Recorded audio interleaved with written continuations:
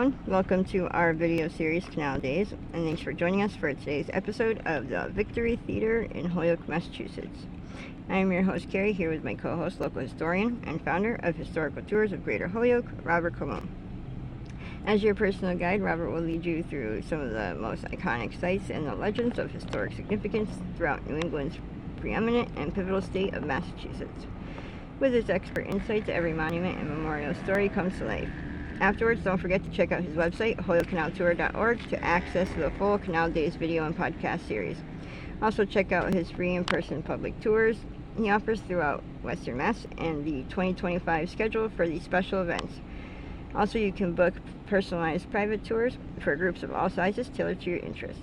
To discover all that and much more, remember to log on to holyokecanaltour.org. Theater that was ready in December 1920. You can see that there's basically 3 floors to it. The seats, though, are kind of slanted towards the back, and this is considered to be a back. The theater itself might be even lower than the ground floor here. Right, they've been trying to revive it. You can see the name of it on it, Victory Theater. It's in a neoclassical architectural style. Okay, and if they could revive it, that would be great, because Holyoke used to have 9 movie theater areas. Only 2 of them exist anymore, and this for sure is the latest one built of all, and it's in the best shape, and it was the biggest.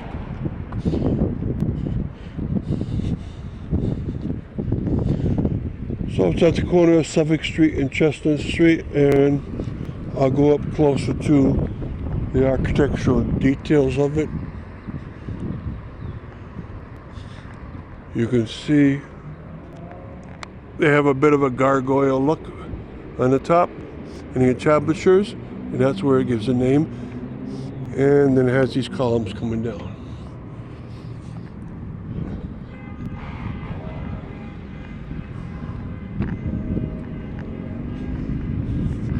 Across the street was the whole old Holyoke Savings and Bank.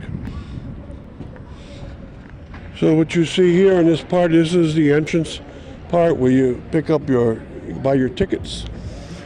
All right. Check out MIFA's webpage for detailed looks at what they want to achieve by the end. Okay, this is back, and they want to expand the entrance, our back entrance here, so theatrical groups can get in here. And the building on the other side, the Holyoke House, used to be a place where a lot of actors would stay, because remember, a lot of these theaters, they might have had some movies, but in the beginning it was theatrical performances, vaudeville, symphony orchestras. You had to have a lot of people, and that meant they had to put up a lot of people up for the night or for several nights in a row. And they did that very nicely. Thank you for tuning into our podcast. We are coming to you from South Hadley, Massachusetts. I am your host, Carrie, and joining me is Holyoke's very own local historian and creator of the Historical Tours of Greater Holyoke, Robert Colon. He offers both public and private tours, as well as presentations of the local canal systems, reservoirs, cemeteries, and churches, as well as various parks and streets in Holyoke, South Hadley, and Chicopee, Mass. Now you actually lead these tours and give these presentations yourself, is that correct? That's correct, and I've gone to the Victory Theater a few times, and I went recently as this weekend. And so today he'll be educating us on the Victory Theater. So tell us about the early history of Victory Theater. Right, after World War I, the United States had won World War I, and a lot of citizens wanted to honor the men that had gone there. And Holyoke did too, and they started off what was called the Victory Theater, a victory during the World War. And the early history is mostly the history of the complexity of changes in the theater industry. Sure, there were a few movies around, still silent, of course, until 1927. And there was the vaudeville movement that had been going strong for decades, and that was still happening. It happened in the Victory Theater. So they had a movie theater and they had a stage. And they also had musical bands like the classical music era. And they would be in an orchestra pit in front. Sometimes they'd play on their own, and sometimes they'd play during movies because there's no sound during the movies. Sometimes the bands would play. And other things they did in here, they'd have like high school graduations happen here. Since it was 1,600 seats, there was a lot of room to have graduations. And the early history of this theater was different from the other theaters around Holyoke because all the other theaters had started early before this date of 1920. So this was the last of 9 theaters around Holyoke, and including there was also one opera house which changed into a theater. Now, I'm going to tell you during this presentation how they compare to other theaters and what the Victory changed into and what hopefully it will change into again. But the early history included many components, and they would have to advertise what they were doing, just like all theaters. Are we doing stage performance today? A Shakespeare play, for instance? Are they doing a vaudeville? Are they doing a movie? Are they doing a presentation? Are they doing a graduation or other civic event? So many things were happening around here. And so how does this theater compare to the other movie theaters around Holyoke? All right, there was 10 other movie theaters around Holyoke, mostly at the same time. And this was different because it was the largest, it was the last, and also it was the most complex because it kept changing what it would do. They were all could be called grand theaters, but this was definitely a grand theater with an elevated walkway for the seats going in, so everyone had a good seat. It probably had the largest stage of all in Holyoke. Only a few of them had elevated walkways going down towards the stage. Maybe the Majestic did, maybe a few others did. Now, this one thus compares very favorably to the others, and people knew that, and this became a place where, when it changed into the movie era by 1931, it was only used as a movie hall, and it was only first-run movies that were taking place here, whereas other theaters might be first-run, first and second, or second-run only. And so this was quite a different place, and it also is the only one of 2 from the Grand Theater stage that is still around Holyoke. There's one from the Nickelodeon era, and there's one from the Grand Theater era. That's the Royal Theater at the end of High Street. But this one is only one of 2 still around, and of course it's the largest of all. So quickly before we continue with the rest of our interview, just to fill our listeners in, if you want to find out more information or sign up for any of his various tours, you can check out his website at holyokecanaltour.org. In there he has both videos of the various stops along each tour and also past and present photos of the historical sites throughout as well. And if you're interested in setting up a private tour, you can email him directly at bobcat4214, @yahoo.com. And they are perfect for fun and educational outdoor activities for the whole family or for your group parties, especially those special occasions and get-togethers. And they are also good just for getting outdoors for the day. So getting back to our interview, what happened during the movie era? Okay, in 1931, it changed over from the complexity of having many different formats to only having movies run. So almost nothing else would run after that. And by 1931, it was also only sound movies. And so it became a movie theater, finally. And it stayed that way until the summer of 1979, at which point the Holyoke Mall opened up, and in the basement of the Holyoke Mall, it started up a movie complex area with, I think, four movie theaters there. And so thus it was easy for most citizens to drive their cars out to the Holyoke Mall and watch movies instead of going to the Victory, which was the only theater left in downtown Holyoke, out of the 10 that were showing movies. And so you have an enormous changeover, and since that day it's mostly staged shut to presentations. So it was quite the changeover. Now, during the movie era itself, it was by far the most popular place to be. And if you look through the Holyoke Transcript Telegram newspaper, you would see every day big ads coming out of Victory of what was playing when and why is that movie going to be great. And enormous ads. When the colors came around, they changed over and they changed with the times. The building itself didn't change incredibly much. It stayed a gorgeous building with very nice seats, nice balcony area. They did have an oval that they did seal up at one point. But and overall, it stayed a grand theater for a very long time. Now, what is its future? All right, for the past 12 years, it's been slated to try to open it up. And the group called MIFA had bought it from Holyoke and has been trying to come up with the money necessary to run this place and to rebuild the place, to make it look like a point in the past. So it'd be a renovated theater. It takes a lot of money to do that, of course. The seats need to be changed, the stage, a new movie screen need to put in. The stages have an orchestra in front of it. The walls need to be redone, electricity needs to be redone. And all of that takes an enormous amount of money and time, of course. If they ever get going, I'm sure once they get going, the construction can go up very quickly and be done in a year or two. But one good point is, could they really be for profit? I'm sure they could be if they manage it right. It's not a very attractive area, but the area could be changed. That is small. There's plenty of parking nearby. There's a block and a half away, the Topier parking lot. There's 2 blocks away, the Prue parking lot. And there's a lot of street parking, and there's a lot of empty lots around that I'm sure the owners could share, offer money the day of any event that happens.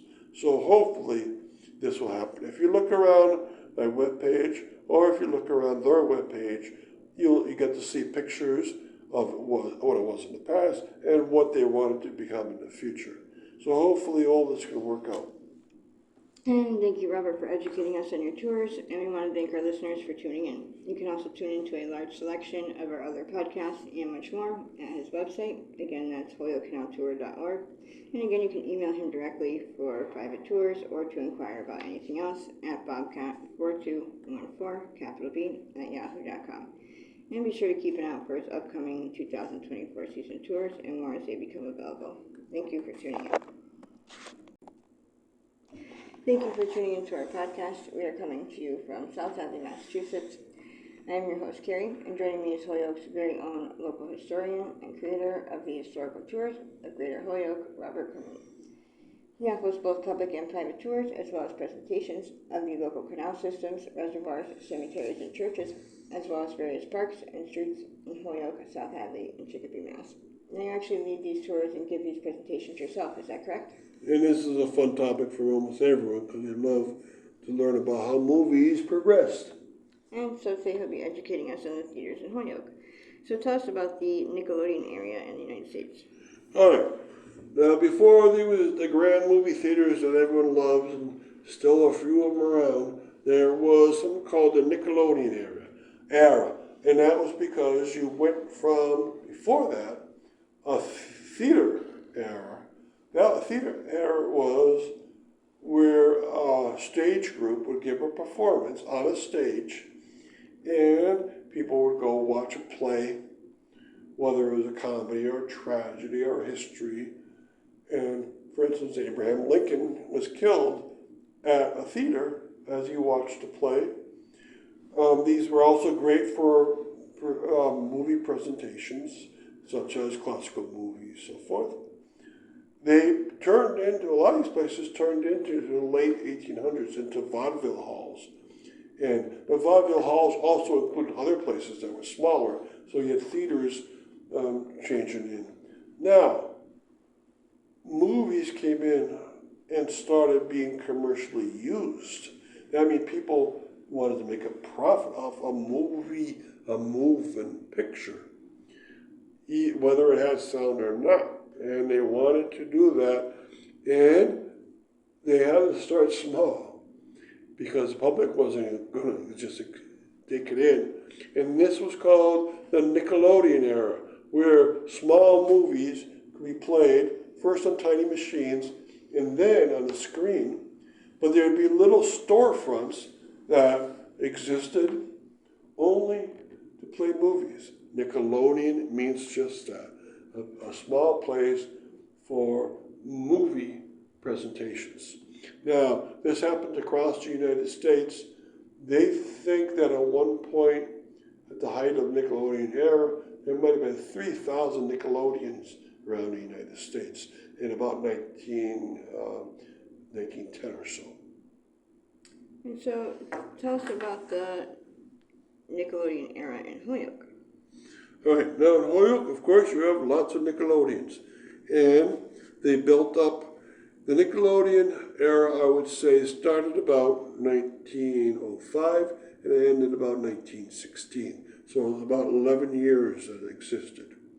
And what was it like? Well, it was storefronts, and you'd have tiny movie projectors playing for movies for like 20 minutes or 30 minutes. And usually, of course, there was no sound to it. But it also included little machines that could play movies.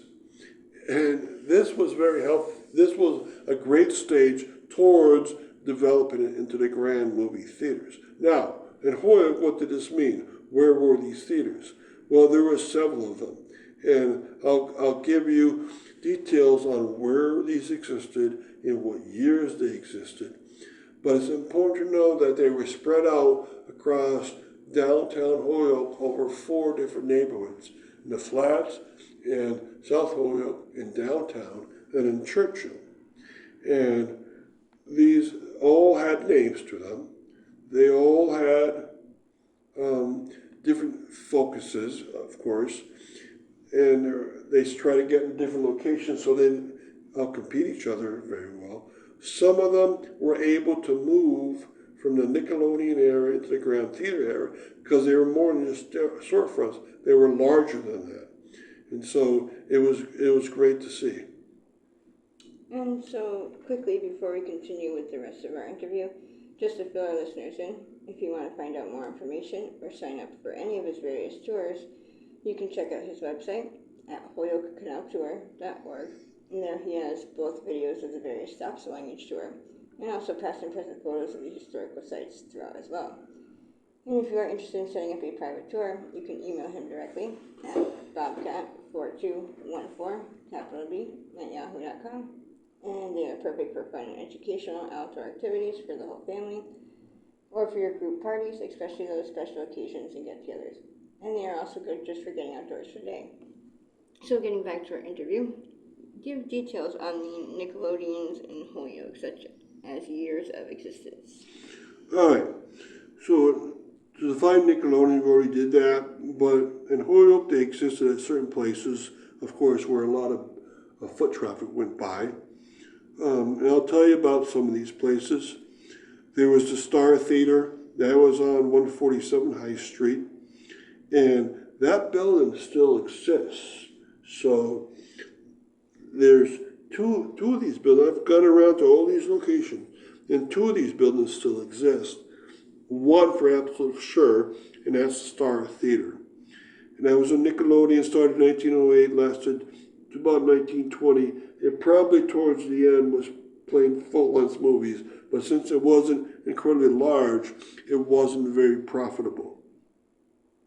This location is at the northwest corner of Hampden Street and High Street, and the building is not occupied anymore, but I've asked people who have gone in there if there's evidence about the Star, and they said no, there's no evidence. Now there's also the Park Theater, which is still probably exists. It's in the back of what was the Rybeck's grocery store at 569 Dwight Street.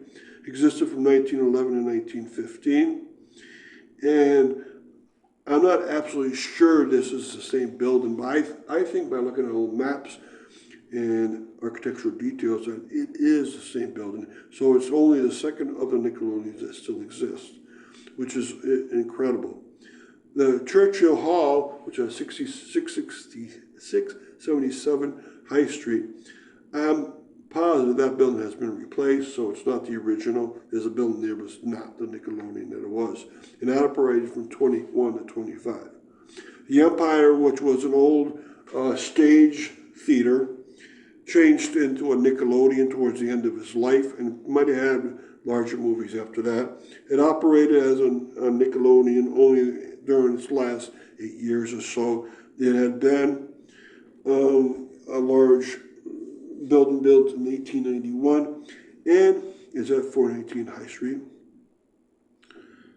And give details on the locations of the Nickelodeons in Holyoke. Not done. Okay, so the Palace Theater, it was at 317 Main Street, and so we're going off of High Street, and we moved down to South Holyoke, and down there you had a Nickelodeon at that place. It was basically across from where Racing Mart is, and that was from 1908 to 1915. Then the Wonderland next to it, the same side of the street, very close to Racing Mart, 297 Main Street. It was a Nickelodeon from 1910 to 1920. And others did exist towards the end that might have been small Nickelodeons. And it's hard to say what they wanted to describe themselves as, but I think I went through the list, and I went through the streets and the years and the neighborhoods that existed in. So the first set was from the locations that were up on High Street or close by, and the last set came from Main Street or close by. And so, thank you, Robert, for educating us on your tours, and we want to thank our listeners for tuning in. You can also tune into a large selection of our other podcasts and much more at his website. Again, that's hoyokecanaltour.org. And again, you can email him directly for private tours or to inquire about anything else at bobcat4214, capital B, @yahoo.com.